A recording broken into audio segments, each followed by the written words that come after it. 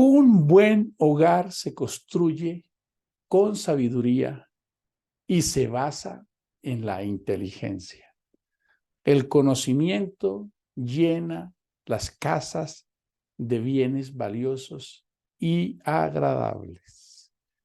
Hola amigos, una vez más nos encontramos en torno a la poderosa palabra de Dios, a este mensaje de carácter espiritual que tiene trasfondo en la vida tradicional.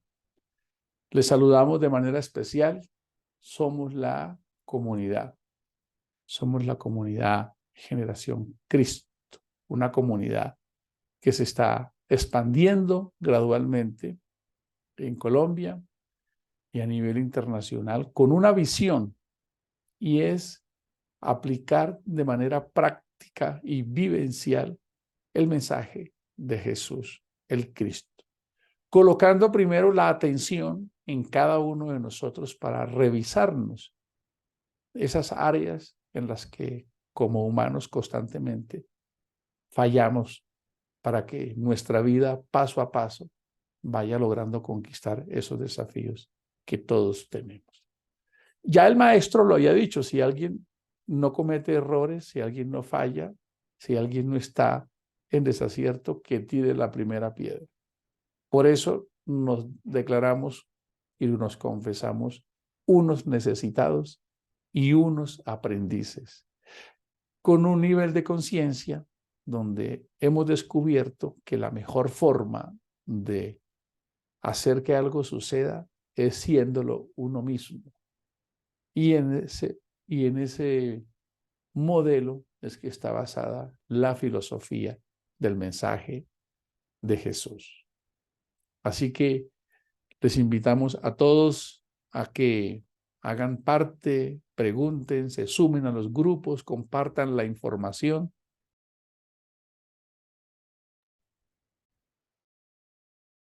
Tenemos principios de exégesis, de estudio, de investigación, para que la fe no sea simplemente una emoción o una sensación, sino que sea un mensaje comprendido. Señor Jesús lo dijo: ¿cómo lees? Le dijo a alguien: ¿cómo es que tú lees? ¿O cómo es que está escrito? Alguien también preguntó: ¿entiendes lo que lees? ¿Verdad? Y también habló sobre la necesidad de escudriñar las Escrituras. Pablo también lo recomienda: escudriñen las Escrituras, reténganlo todo. Perdón, escudriñenlo todo y retengan lo bueno. Y también hubo alguien que preguntó: ¿entiendes lo que lees? ¿Verdad? Es una pregunta que muchas personas dicen: ¿por dónde empiezo a leer la Biblia? Es la pregunta más popular, más común que se hace sobre este libro. Y si ese nivel de incertidumbre hay al empezar a leerla, quiere decir que no se ha entendido el propósito de la Escritura.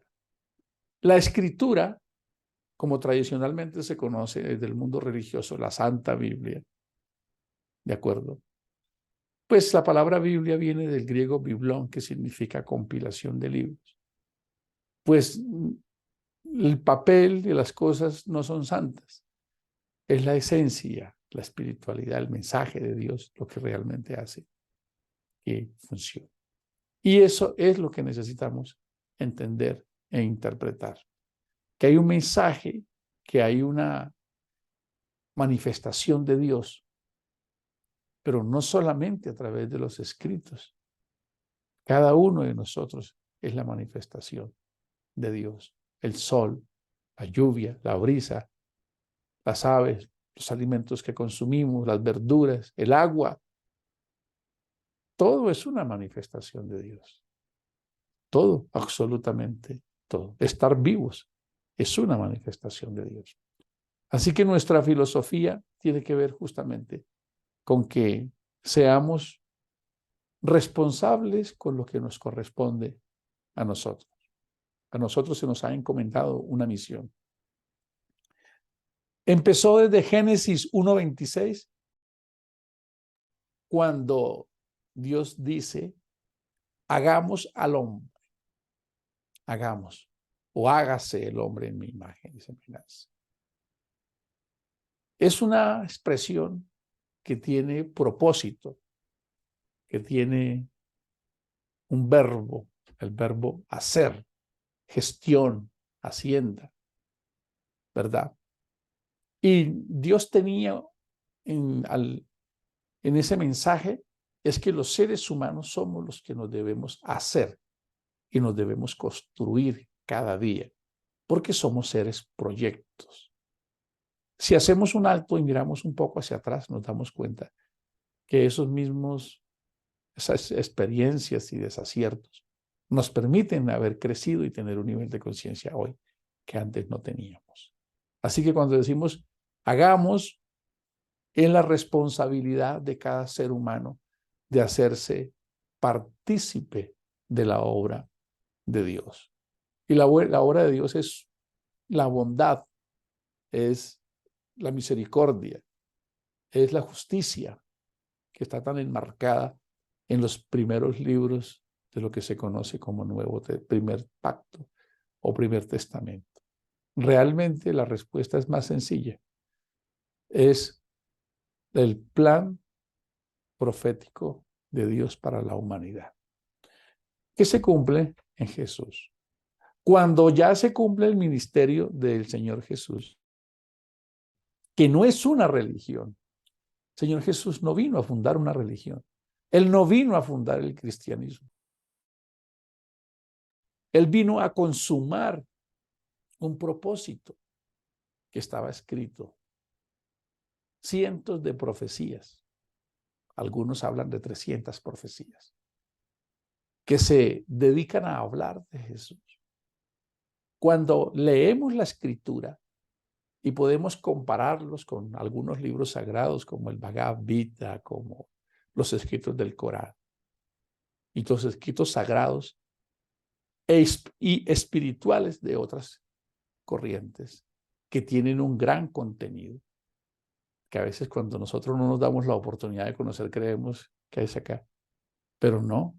Hay historias en esos libros sagrados muy parecidas en los contenidos que nosotros manejamos en las escrituras.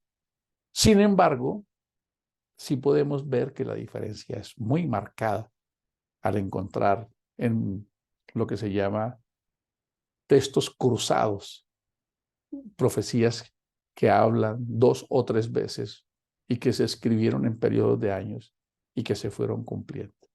Cuando ustedes leen el capítulo 1 de Mateo, solo en el capítulo 1 de Mateo ustedes encuentran varias, ¿verdad? Varias profecías. Y llamará su nombre Emmanuel para que se cumpliese todo lo que está dicho. Y llamará su nombre Jesús porque él salvará. Y fue y vivió y se fue para Egipto para que se cumpliese lo que dice la profecía de Egipto, llamé a mi hijo. Siempre se enmarca en eso. Los salmos que hablan de él, en que no sería quebrado hueso suyo, en que sus ropas serían sorteadas al azar. Todas esas profecías quedaron escritas en estos libros sapienciales que los hombres en su momento las escribieron sin tener quizás claridad de lo que estaban escribiendo o que pensaban que era un capítulo de sus vidas. Y eso hace la escritura increíble. A pesar de toda la carga herética, a pesar de toda la interpolación, a pesar de toda la religiosidad y de toda la tradición humana que ha conspirado contra la escritura, aún sigue siendo un libro de proporciones espirituales únicas. Y es un manual para la vida. Eso no es un manual para vivir en el cielo. Es una expresión que es incomprensible. Vivir en el cielo es una dimensión que nosotros tenemos por allá indescriptible. La escritura tiene objetivos para este planeta y tiene cosecha y fruto para ese otro planeta, como lo llamamos coloquialmente, el más allá, ¿cierto? O la otra vida, o el cielo, ¿cierto? o en la fuente originaria, como algunas películas lo muestran. Bueno, como lo escribió Salomón. Salomón dice que cuando un hombre se muere, su cuerpecito pasa al reino de los gusanos, va a ser alimento de los gusanos, si se transforma después, pero no lo dice así tan precisamente, en polvo. Pero el espíritu, ahí les dejo esa perlita, el espíritu vuelve a la casa matriz, vuelve al Génesis, vuelve a la fuente. Pero nunca se mencionó la palabra alma en esa expresión. ¿Cómo les parece? Solo dice de dos dimensiones. El polvo vuelve al polvo y la otra esencia vuelve a la esencia. Es como si cada uno de nosotros fuera una especie de pocillito de agua del mar que se mueve por ahí solito y que cuando muere es vertido y se funde nuevamente en el mar. Es lo que Salomón nos da a entender. Entonces nos estamos preparando poco a poco para impactar primero nuestras vidas de manera positiva, como lo decíamos al inicio. Así que debemos convertir todo en un aprendizaje, en una pedagogía, lo que nos pasa en el día, las cosas que nos han pasado, las experiencias de esperanza que tenemos para que nuestra fe sea una fe, como lo dice Pablo en el capítulo 1 a la iglesia, a los colosenses. La inteligencia espiritual, la inteligencia de la fe. Y eso lo promovemos fuertemente. La fe no es un salto al vacío, no es creer sin entender, no es avanzar sin saber que Dios es un Dios de leyes y de principios con un propósito basado en unas escrituras. Y que las escrituras, como lo hemos venido mencionando, tienen un propósito y no simplemente un libro con frases que representan bendiciones aisladas como si fuese una especie de varita mágica que un ser humano dice y se le cumple en un mantra. La escritura tiene estructura, la escritura tiene objetivos, tiene propósitos y cumplimientos. Entonces, es importante que eso lo tengamos en cuenta. Por eso cuando leemos estos versos que Salomón escribió sobre la vida cotidiana, nos pareciese que el cristianismo no los leyera o no los entendiera o no se quisiera aplicar. Al cristianismo se le enseña que si se hacen cosas para Dios, Dios les arregla las cosas de los cristianos, como si Dios tuviese un compromiso moral de arreglarnos nuestros errores y nuestros desaciertos. Pero ¿por qué no somos capaces de llegar a la conclusión que Él dijo? Por su fruto, por su resultado, que es lo que realmente significa. Los resultados que tienen las personas es simplemente la cosecha de sus acciones. Así nos dice la Escritura. Entonces, ¿por qué el cristianismo no aplica eso? Él dijo, todo lo que el hombre sembrare, eso cosechará. Prácticamente lo que está diciendo es que todo lo que nosotros hacemos tiene una consecuencia. Y los resultados que tengamos en las diferentes áreas de la vida, pues son simplemente consecuencias. Algunas porque no teníamos conocimiento, porque no teníamos la atención puesta, o como lo veíamos ayer, por el infortunio. Pero el cristianismo tiene que ser un pueblo de elevado nivel de conciencia espiritual y no simplemente seguir siendo interpretados como un pueblo obtuso que no piensa ni cree y que simplemente sigue a alguien sin cuestionar. Nunca antes el cristianismo es tan relevante y debe cuestionar la fe. El cristianismo debe aprender a reevaluar en qué ha creído, cuáles son sus fundamentos. El cristianismo debe darse el permiso de dudar en lo que ha creído, de revisarlo, porque lo único que soporta eso es la verdad. Si mi fe, si mis fundamentos no soportan el que puedan ser cuestionados, entonces no son verdad, porque la verdad siempre va a permanecer indeleble, firme, si es probada. De hecho, es lo único que soporta ser probado, la verdad. Como el oro. No se prueba el oropel porque si se prueba se lo come el azogue, se lo come esos materiales con que los prueban, lo consumen. Entonces estamos en un proceso, en una escuela de aprendizaje de alto nivel, donde nosotros estamos enfocándonos a hacer las cosas. Y yo convierto mi vida en un entorno pedagógico. Mira, yo iba a hacer esto y yo pensé que iba a ser así y no fue. Y eso me trajo consecuencias. Se me salió del control. Quería cumplir algo y no lo pude hacer. Quería llegar allá y no lo hice. Quería dedicar más tiempo a mi hija, no lo hice. Ahora tiene más conversaciones de las que yo le di, entonces ahora encuentro eso. Resulta de que donde yo no siembro y otro siembra, ahí florece algo. Por eso este mensaje de esta mañana es tan tremendo. Proverbios 24 lo dice de esa manera. Para construir un buen hogar hay que orar mucho y hay que ayunar mucho. No, quería despistarlos un poco. No dice así. Eso es un Pareto. Es mejor tener 20% de ayuno y oración y 80% de acción. Porque si nos la pasamos solo orando y ayunando y no actuando, ya ustedes saben lo que ha pasado. Ya ustedes con los años, por eso les hemos invitado a pensar, oye, mira, yo hacía esto y convertir nuestra propia vida en el mensaje de Dios. Y ahí nos vamos a dar cuenta que nosotros podemos aprender de nuestra propia vida. ¿Cómo se dice el verso de Proverbios 24 que lo escribe el hombre considerado más sabio desde el pensamiento judío? Lo escribe en la versión Palabra de Dios para Todos.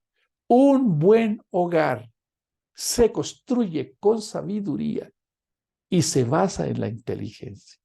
Así es. Aprendemos a conocer las personas con las que convivimos.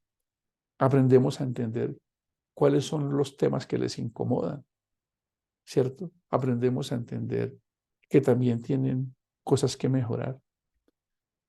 Un hombre sabio debe saber cómo conducir su casa y cómo manejar sus emociones ante su esposa, para que eso no sea un conflicto diario, para que esto tan magistral que es lo espiritual se vea opacado y nuestros hijos digan, eso no sirve, eso es una religión allá, para que esa esposa sea lo suficientemente sabia a la hora de hablar, para que tenga inteligencia a la hora de comportarse, a la hora de dirigirse a sus hijos, como lo dice Efesios. Padres, no exasperen a vuestros hijos. Padres que no, dan cantaleta por todo. Cristianos que dan cantaleta y oran por todo. La cantaleta grita tan duro que sus hijos no escuchan el testimonio, no lo ven. Porque perdemos el propósito por el formato, porque no nos enfocamos en la verdadera misión de ser colaboradores del reino de los cielos. Cuando leemos este versículo tan maravilloso, un buen hogar se construye con sabiduría y se basa en la inteligencia. El verso 4 dice, el conocimiento llena las habitaciones de las casas de bienes valiosos y agradables. Si el liderazgo espiritual está diciéndoles a las personas que con ir a un lugar y hacer algo en ese lugar y aportar algo en ese lugar es la ley de la bendición, no se está siendo honesto ni claro con el pueblo, porque no es lo que está diciendo esta escritura. Esta escritura tan sabia, lo que está diciendo es que yo construyo un buen hogar, ¿verdad? Y he escuchado muchas historias, pero muchas, de amigos cercanos, de padres que se dedicaron a la iglesia y dejaron a sus hijos olvidados. Y sus hijos pasaron cosas muy desagradables, o historias, o esposos abandonados, que fueron consoladas por la vecina, o vecinos que consolaron. Porque el hombre se vuelve místico y se olvida que cada cosa tiene su momento y tiene su responsabilidad.